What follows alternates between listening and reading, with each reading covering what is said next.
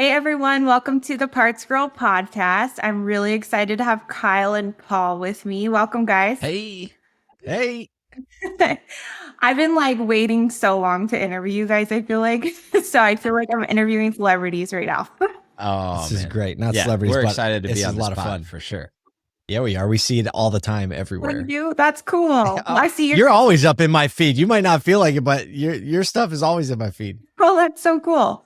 Well, I really just wanted to have a conversation with you guys because you guys do so much in the industry. So that's what I want to talk to you guys about today. Like, what are your goals? How did you guys even start all of what you're doing? I know that's a lot of questions in one. So just attack whichever one you want to answer. We're good. We're good at giving you the short answer. Kyle and I came from very opposite sides of the auto world. I started in fixed ops as a service advisor, and then I built a reconditioning business.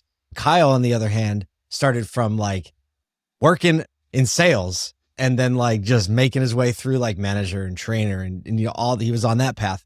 We came together during COVID, like a lot of people. We kind of were in each other's ecosystems on social media, came together over COVID, and I had started Automotive State of the Union as a live stream just because everybody was locked down and no one had anything that was bringing people together, and I can't stand it when it's like that. Yeah. And so I just came up with a name and a logo that looked official enough that people would believe it was an actual thing and started inviting people.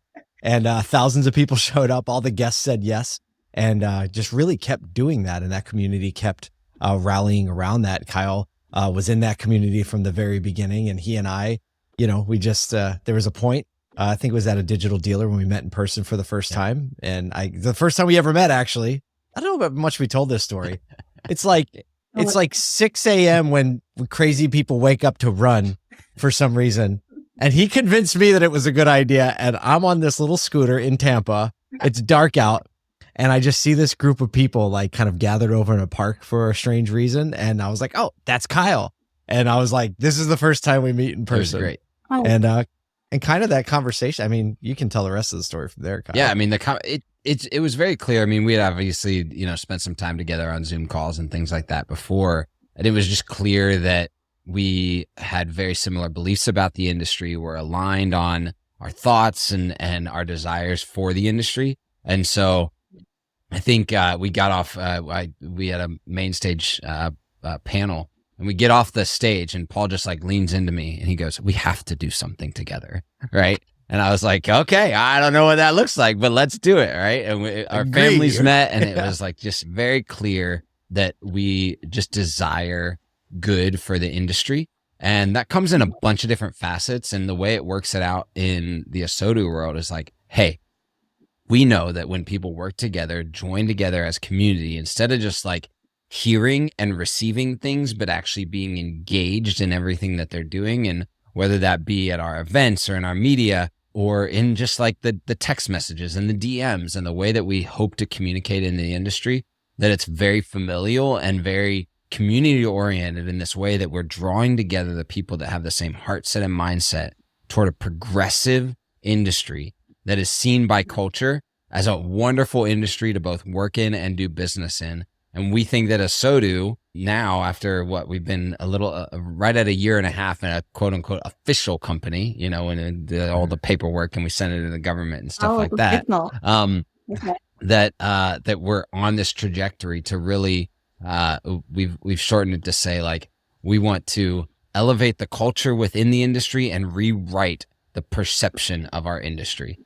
And so that's what everything that we do heads towards. That's why we put on events. That's why we have a daily email that gives people inside the industry the insights and knowledge and understanding to move quicker and better and be great operators and care for their people. And then, we are starting to branch out and start to look at telling that story outside of the industry so that more people can look in and peer in and go, oh, never thought of it that way. I love it. And I remember when I first started following you guys, I think it was the newsletter, because I was like, this is the most fun, entertaining newsletter, but giving you real news. I just loved it. Thanks. That's great. Yeah. And then we just wrote something that we would want to read. Yeah. I mean, that's the way you got to do it. It's just right, how you want to read it. And then you guys had so many shows or so many different podcasts, and I think that it unintentionally, but intentionally, you've created such a dynamic way of communicating to the industry and how everything's changing or how we should shift. So That's cool to hear. I mean, sometimes I think we ask ourselves the question, like, are we doing too many different things? But the reality is you never know what someone's going to connect with. Like people always connect on the thing that you didn't think anyone was going to connect on. And the one thing that you're like, we're going to put all our attention in this. It's going to be great. Sometimes it just doesn't go well, And so like, I'm glad that you kind of like, you see like the dynamic nature of it. Like you connected with the email. Yeah. Right. Some people don't read. They hate their inbox, right? Like they're not going to try it. Yeah. I love my inbox. It's very organized and cleaned. Well, that's why you're in parts. Yes, exactly. That shoe fits. And speaking about parts, that's a good segue into Kyle. You had an experience with the parts department. Can you talk about like how that happened, or what's that? What is that all about? Yeah, so it's funny. Like if you go back, I've been in the industry for a little over 14 years. 12 of those years I spent actually with the dealer or dealers. And I always like to say, like, I've done literally every role in the dealership except for sell parts and turn wrenches. And so we have now created this TV series called More Than Cars. You can go to morethancars.tv to go see the first episode. Paul's wearing the shirt if you're watching the video. And just a quick background, Liza Borchis came to us with this phrase about 1.5 years ago. And the phrase was, love people more than you love cars. And we have always dreamed of being able to tell the stories of real people in dealerships that are having their lives changed, that are changing their communities' lives, that are impacted by their career path and have done things that they never dreamed of, rags to riches stories that are proliferous in the auto industry. And as we started to talk about that and be about it, it was like, these are more than cars moments. This is when people are loving people more than they love cars. And these are the stories that we want to tell. So to get to the parts story, we have tried to, in this series, as we're telling the stories of the real humans and the people in the store, we always, we like to do something a little fun. Like Paul, in the first episode, got to pull the paper off the new vehicle, right? The plastic wrap, and still my favorite moment. That's absolutely hilarious, right? If you watch that first episode, he just gets this like little gleeful look on his face. It was great. And then car was it? It was a Kia sedan, I think. Okay. I don't remember. I was having so much fun with the like removing the plastic. I was literally yelling, "You get paid to do this," right. So that's fun. So then I think after we shot that episode, Paul at some point was like, wait a second, we always tell everyone that you've never turned wrenches or picked parts. And he was like, we're going to find a way to do that. Kyle's changing oil. So oil? Yeah. So we, let's see, when we were so it was episode 2, which is dropping the week of September 18th. That'll be available online. So episode 2, we're at Beaver Toyota, and I changed oil on actually my own van with a technician. It was super fun. So that's a part of the episode. And then when we were at the Wester Automotive Group, which is episode 3, which we're actually releasing at ASOTUCon the first night, we went into the parts department at one of their larger stores, and I go in there and that like our whole team had it all set up. I had no clue all of this was happening. And basically I go in there's like this shopping cart and a laundry list. I mean, full on, like they must have been replacing 80 things on this car, right? This is great because I haven't seen this. I'm hearing about this. All I know is everybody came back from shooting this like laughing. It was hilarious, and like that was great. I was off in a different spot of the dealership, so I'm not hearing this story. Yeah, so he comes. He's got this pick list, and one of the parts managers hands it to me. He goes, "All right, so you're gonna pick these, and I'm just gonna guide you through it, and then we'll have a little competition where I've got to pick some, and I won't even have the list." And I was like, "A skirt." He's like, see all those numbers and all those rows over there? They all correlate to stuff on that sheet. You just got to figure it out. And so someone hit the timer and we were off to the races. And it was hilarious because, as as with any job, you start to get to know the rows, you get to know the inventory and all that, and you just know where everything is, why it's there, what it relates to. And I swear it took me like 2.5 minutes to pick 2 parts. It was terrible. So Look at Kaylee. Kaylee's like, oh yeah, that's so yeah, it's great. like that text, like, where are my parts? right, exactly. Right. Are you good with numbers, or is that like? Oh, I'm great Is with it- numbers. He's great with I'm great numbers. with numbers, but like it just, you're also just in this rush. Like, where is everything? Have you ever seen the show Supermarket Sweep? Yes. That's what it felt like. It was this We're like dating ourselves. no, with but this one. obviously it's right there in front of your face, right? If you're watching the show, and I'm sure like everybody Like, get the diapers. They're expensive. It's right. This was a big operation too, right? You said it was like very, very big. Oh yeah, I Parts mean warehouse. 2-story parts warehouse. Yeah, like they had a whole thing. So yep, yeah, and I got stuck on row I one. think- So This is like one of the reasons, like even watching Kayla, your reaction to this, because you live and breathe parts and you're with parts managers and with, parts personnel all the time. Mhm. To actually see you respond to this story with this level of like, I know what it's like around there and this is kind of entertaining. Yeah. We know that there are so many people in the stores that never see the light of day. In parts departments, sometimes that's very literal. Yeah. Right.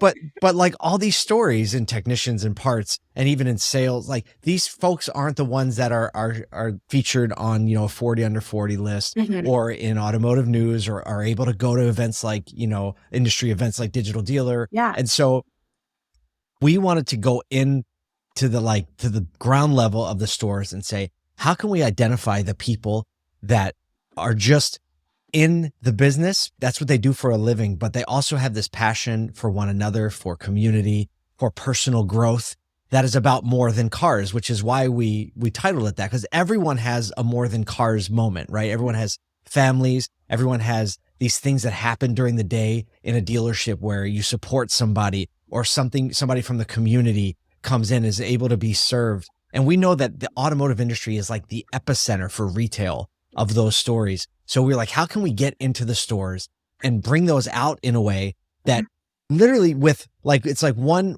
eye is on the auto industry saying, we know that people in the industry will move toward this show. But the other real desire is that the people that are outside the industry will look at it in a different way and say, I never thought of a car dealership that way. And that when they see car dealerships, they're going to think of these stories and not all the stigma horror stories that they hear everywhere else. Oh, I know. I have so many friends that are not in industry or just people that have gone into the industry that are like, I had no idea it was the way it is. And it's just, I think what you guys are creating with that docuseries is going to be really awesome. So how can people find it? How is like the best way, or is it going to be? Well, hopefully. Like, Well, yes. Like our goal is to have this on Amazon Prime and Apple TV. And so how cool is that? If you work in the auto industry and you can just like search More Than Cars on Amazon Prime and you can like watch it and like, oh, that's my industry. It's what I do. That's a parts department. Look, that's what I do every day. But right now we have a site up called morethancars.tv. Okay. So it's more than THAN, morethancars.tv. And you can see the pilot episode is up right now. A bunch of trailers, so behind the scenes content. And as we release episodes, they will also be there as well. And obviously our email list, we're going to talk about it a lot on our email that you can get. But the More Than Cars ecosystem, morethancars.tv, you can watch it. Watch it on YouTube, comment on it, share it if you feel so compelled, and follow our YouTube channel so you kind of see some updates. That's really We're leaning in. There's going to be a substantially higher amount of More Than Cars content over the next 12 months. Yeah. We actually kind of just shot the show, not on a whim, but we had been saying for years, like, oh man, we really should make a show that does this. And we're going to be in Arlington, Texas to do a live event earlier this year. And we had the camera crew out there to produce the live show. And we're like, look, are we going to do the show or not? And then probably within a matter of like 4 or 5 weeks, we had like dealers lined up and cafes to shoot in, and we got there and we just let it rip. And so when you watch episode 1, that pilot episode was kind of us going to 3 dealerships and saying like, let's see if we get something that's worth watching. Yeah. I mean, that's how you start. That's how I started my podcast. I was just like, I have no idea what I'm doing. I'm just going to have conversations and see what happens. That's it. That's what you got to do. And you nailed it. Oh, and you nailed it. I'm No, really but for excited. real, Yeah, because you think of like how many parts podcasts are there? not very many at all. But I don't Yeah, talk about parts that much. that's the thing. Yeah, but but you think of who you attract, right? And that's what you just said is exactly the point, Mhm. right? You talk about parts somewhat. Yeah. You know a lot about parts and have a lot of resources about parts outside the show, but people want to connect with other people. Yep. And so when you do the show, like you're right, your LinkedIn identity, right? You're the parts girl. It's the Parts Girl podcast, right? Like, so there's this center concept that everyone kind of gravitationally comes in on. But when you actually do the show, you're like, let's talk about all the meaningful things and sometimes how it ties back to what we do for a living. Yeah. So I think you're doing it just right. Oh, thank you. It's been fun. I love it. I feel like I was going to ask you a question. And this is how my podcast have been going. I'm like, I'm blaming it on the pregnancy because I write down words. I'm like, okay, what do I got to ask them? Because you'd say things. Oh, I remember. How are you guys getting people? Because you said you had people lined up for the docuseries. How can people, like, if they're interested and they feel like they have a really cool, story or dealership, how can they get in line? Are you guys accepting that? Yeah, Absolutely. we obviously there's a little bit of curation that goes into that just because there's some pre-production stuff that needs to happen, but we have had a couple reach out, and they can reach out to crew@asotu.com, CREU Okay. or CREW. Woo! It's Friday afternoon. It's Friday. It's crew. You little accento at the end of that. It's how the French spelling of crew, I guess. Yeah, so just crew@asotu.com, and they can reach out and just start a conversation with our team, and we'd love to hear, because we know a lot of great dealerships, and we've had the fortunate opportunity to be introduced to some of the most incredible people across the country. But man, it's like every week they're like, and that dealership, who does what? Oh, really? It's just unbelievable. Like, we could shoot this series for 10 seasons and barely scratch the surface of the stories that are in auto. So draw them out. Like, if we don't know everything, so bring them on. Bring them on. Yeah. Because where are you guys located? Like, where's your home base? And then you're just going to be traveling all over. Everywhere. We're located everywhere. Yeah, we're a real modern company, right? Kyle's in Nashville. I live in Syracuse, New York, which is upstate. Yeah. We have team in Tampa and Texas and Indiana. Georgia. Where else? Georgia. Yeah. Well, I noticed yeah. your guys' team has really grown a lot. And the way that you guys engage on LinkedIn are just also just the synergy. You can feel it. It's really cool what you guys have created. Oh, thanks. So I think for me, that's evidence of real community. Mhm. And that's people who have the core, the central belief about the way we should treat one another, about the way we talk about things. And, for our team, there's really this element, and that common thread that you see is probably this desire to lift people up, Mhm. right? It's a desire to lift the industry up, one another up, the spirit of collaboration, like our event that's coming up. Collaboration is always in the subtitle somewhere, because it's truly this effort of how can I contribute to your thing? Yep. And I think that's the posture that ASOTU has started with, right? With the very first live stream. It's how can we contribute to everyone's experience right now by bringing people together? So I love that you see that in our team, because it really is something special to watch the team do that, right? Just very naturally and organically. And we never had a meeting and said, hey, here's how we're going to operate on LinkedIn. Right. You guys just do it. That's really cool. And you mentioned the event, and I want to ask you guys, so what number event is this for ASOTUCon? Is this number 3 or 2? So it's Two. technically number 2. It's the third live event for ASOTU, but this is number 2 ASOTUCon, where we've gone big, gone broader audience, and been really able to spread the wings. And we learned a lot last year, throwing our first kind of big industry event. And so we've taken some of those learnings, both in the content and in the schedule flow and the way that we're going to come to it. Then we got, a couple tricks up our sleeve. We got a couple new thinkers on our team that have put together some innovative stuff that should be a lot of fun. So. Very exciting. And how is it different than other conferences? What are you doing to make it, more engaging, more this, because you learned stuff from the first time, right? So how is the Yeah. schedule going to flow? What are people going to get from it? The core belief of our conference is basically that, and you can probably relate to this, I can certainly relate to it, is that usually when you go to an event, you go in excited and full of energy and full of opportunity, and you typically leave exhausted and overwhelmed. Yeah. That's typically how it goes, right? You get to the last day and everyone's already in their in their airline app saying, is there an earlier thing, right? And then the person that has like the latest keynote of the day, we're all like, ah, you know what I mean?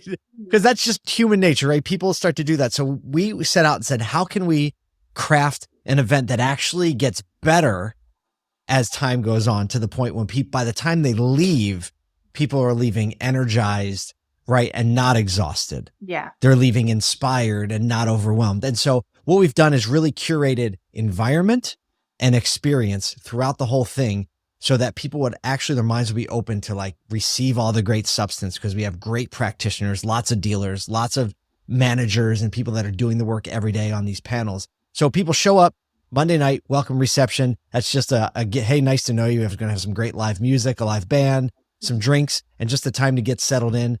Tuesday morning, we start with a hot breakfast and right into the main stage, where we're going to have great content, some real high level thinkers right out of the gate. And we're starting with actually Dr. Nicole Lipkin, who is a brilliant psychologist and business coach, who's been a part of ASOTU from the beginning. So there's workshops, our 3 different studio breakouts throughout the day. And then we come back to the main stage at the end of the day. There is a small trade show floor, which is new for us. Last year, we didn't have the trade show floor. So we're going to have like a number of great partners and sponsors, featuring their work. We have a live podcast stage. We're going to have a great swag shop going. And then, so that's like Monday. That's the night. Monday night, we don't have anything planned, actually. Oh. Right. Because you know what Tuesday happens? night, You know what Tuesday happens night, on the Monday Tuesday night? night. I'm sorry, the first night. I'm sorry, Tuesday night. We don't have anything planned, because what usually happens after the big party? What happens the next Everybody morning? goes home. Everyone's tired. Yeah. I don't know. Everyone's tired. Yeah, they're tired. So, a bunch of you people stayed out too late. So we're actually saving the big deal Uh-huh. for the last night, Wednesday night. Nice. So come back Good. Tuesday, more content, more event, and we're going to just slowly ramp up to our featured keynote speaker, Jesse Cole, who is the founder of the Savannah Bananas, who, if you don't know him, if you go on TikTok and see like the He's the baseball yellow team guy. that does all the dances, the yellow guy, Yeah.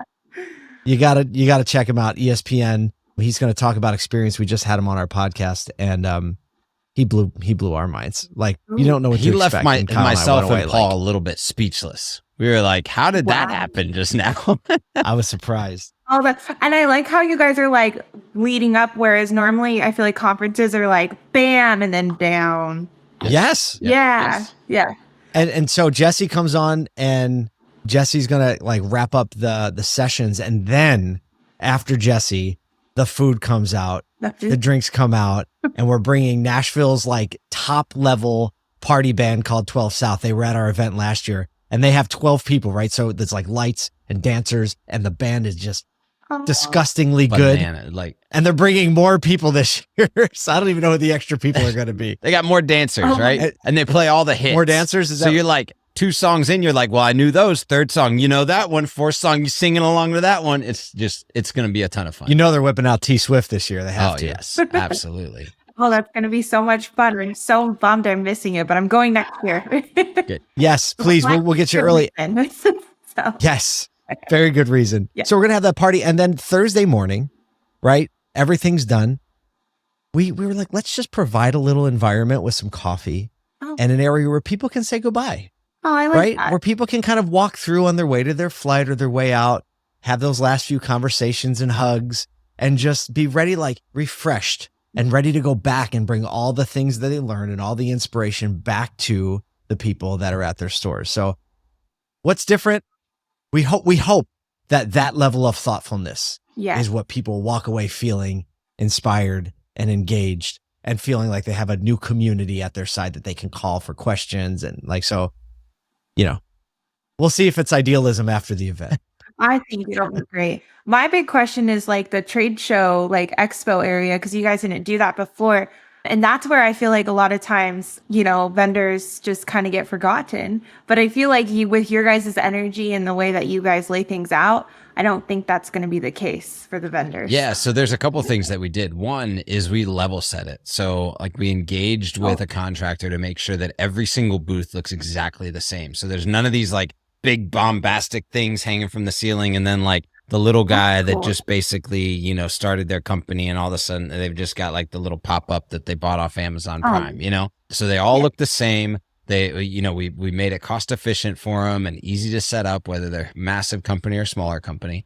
And then we intentionally made two really, really cool spaces right in the middle. Actually, Dealer Image Pro is partnering with us for a recharge lounge right in the center of the thing. So it's like surrounded by all this stuff and it's just an area to sit and eat, and there'll be snacks and drinks there all day. And right across from it, like 20 feet, there's a massive podcast stage where myself and Paul and Michael Cirillo and Jordan Cox will all be hosting podcast conversations, 22 to be exact, throughout the event, so that there's content going on in that room as well. So, yeah. Oh, so I like how the podcasting is like intertwined with all of It's core it. So for that's us. going to be really cool. Yeah. And the cool part is too, we're going to release those. ASOTUCon Sessions is what the podcast is called. You can actually go and search ASOTUCon Sessions on a podcast platform, and you'll hear all of the ones we recorded last year in a similar format. And we're going to do that again, because that's one way of getting like the thoughtfulness of the leaders and experts that are going to be there. And we can really quickly like get that out into the rest of the world. And the nice thing is, like, most of the people at the event aren't going to hear all the podcasts, right? There are other sessions going. So it really is a way that we can also continually have a little drip feed into all of our guests, ears and hearts after they leave the event, right? They're going to be these other conversations that kind of spawn from the same, energy they had at the live event. So we're trying to think about it a little bit broadly. Yeah. And the people that don't get to go, they get to listen to those and be inspired. So it's all connected. Exactly. It is. It is. Well, I think we've pretty much covered all that I wanted to cover. I did have one question that I feel like you guys might get a lot of questions about. Where did you guys both have the beards when you met? I knew that was I coming. knew it was coming. I knew it was coming. Yeah. People always joke, like, people like, you brothers? We were at a cousins? Five Guys in an Right. airport, and the girl goes, brothers? Nope. Twins? Nope. Cousins? Nope. It'd be awkward if we were. Distant relatives? Nope. Nothing. And it's like, Kyle and I didn't even really know each other 3 years ago. Right. Wow. Literally. Yeah. No, So I mean, there's I've some worn resemblance. black flat. I mean, both of us have like like flat bills. I don't know. Long time. Had a It was beard like since love I at was first 23, Yes. Like- we like looked at each other and we were like, It's love. right? He was doing it too. And we were just moving. That's like Michael how do you say his last name? Michael Cirillo. Yeah. Cirillo You had it. and Colby. They look related. It's unbelievable. That's right. Yes. We should do a duet. Anything you can do, we can do better. And it'll be you and I versus Cirillo Oh and my Colby. goodness. Like a show. Right? That's in I live love it. tonight. That's at the Colby will be there. What? That's Do it. tell our team. Yeah. Cirillo can be like, I was feeling left out. You have your twin and I Oh have my mine goodness. now. You're helping us plan. This is great. Thank you. This is great. And I want to see it happen because it's going to be so funny. Well, we'll be recording. That's for sure. Yeah, I'm sure you will. Yeah. Well, cool. So you guys both had the beards when you met, and it was like love at first sight. So that's really cool. Absolutely. Through and through. Well, is there anything you guys wanted to add to wrap it up that I didn't ask I you or think anything? just if people are interested in going to ASOTUCon, we'd love to have you. ASOTUCon.com is where all the information, speakers, agendas, timelines, hotels, all that stuff, especially if you're like in the area. Actually, Baltimore, BWI is the airport to fly into. And then you hit the airport and then you go south, like toward DC, just like 5 or 10 minutes. It's so easy to get to. And like BWI airport has a lot of direct flights because it's a Southwest hub to a lot of places. So we just hope as many people join us there to just, we need a bigger family, Yeah, I think you guys will have a good turnout. Awesome. So Thanks. thank you guys so much. Thanks for having us. You're the best, Kaylee. Thank you for joining us. PartsEdge, the power tool for your parts department. We hope you're leaving feeling motivated, challenged, and inspired.